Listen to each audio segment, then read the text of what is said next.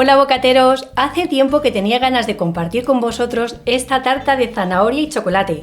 Pinta bien, ¿verdad? La receta original de la tarta de zanahoria o carrot cake la tenéis publicada ya hace un tiempo en el canal y os diré que se ha convertido en una de las recetas más vistas del canal. Espero que esta nueva versión os guste tanto o más que la original. ¡Ahora comenzamos!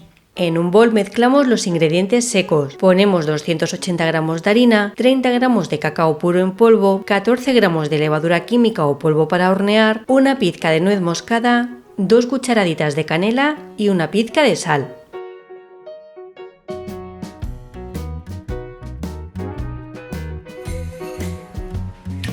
Seguidamente en otro bol batimos 250 gramos de azúcar moreno y 4 huevos.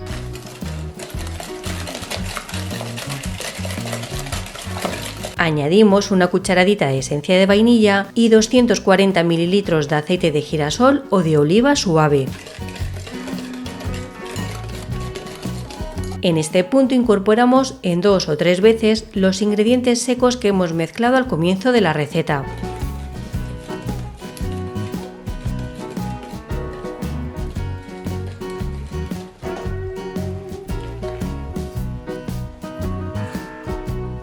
Ahora que tenemos una masa unificada, añadimos 340 gramos de zanahoria picada o rallada, unas 4 o 5 zanahorias y 4 rodajas de piña picadas. La piña va a aportar al bizcocho aún más jugosidad.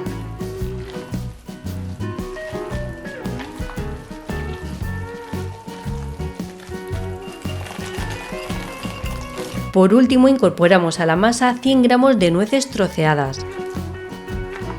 A continuación distribuimos la masa de bizcocho a partes iguales en 2 moldes pequeños de unos 20 centímetros de diámetro. En mi caso estoy utilizando 2 moldes de aluminio de los que venden en el supermercado de usar y tirar. He forrado la base con papel de horno y he untado las paredes con un poco de mantequilla para que el bizcocho no se pegue al molde. Seguidamente los llevamos al horno, que lo tendremos precalentado a 180 grados con calor arriba y abajo durante unos 40-45 minutos.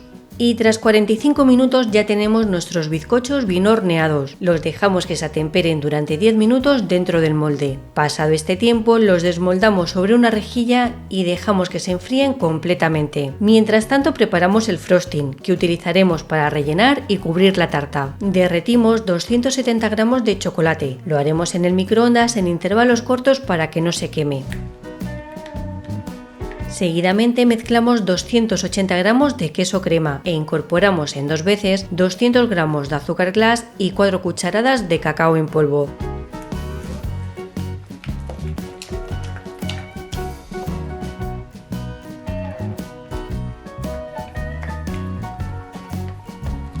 En este punto añadimos un yogur griego natural y el chocolate que hemos derretido anteriormente, que ya no estará tan caliente.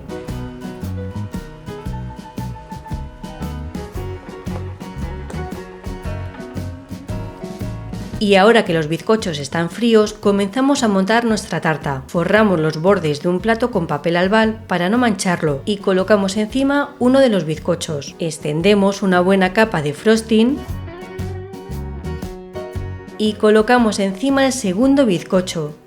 Hecho esto, comenzamos a cubrir el exterior de la tarta.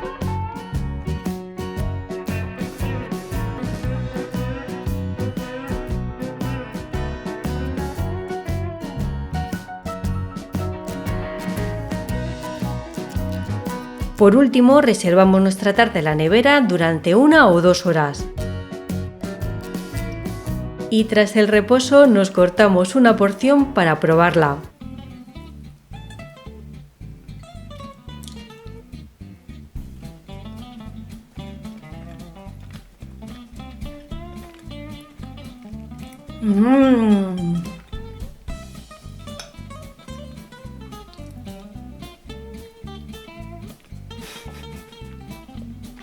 Está buenísima, el bizcocho por sí solo queda bastante bueno.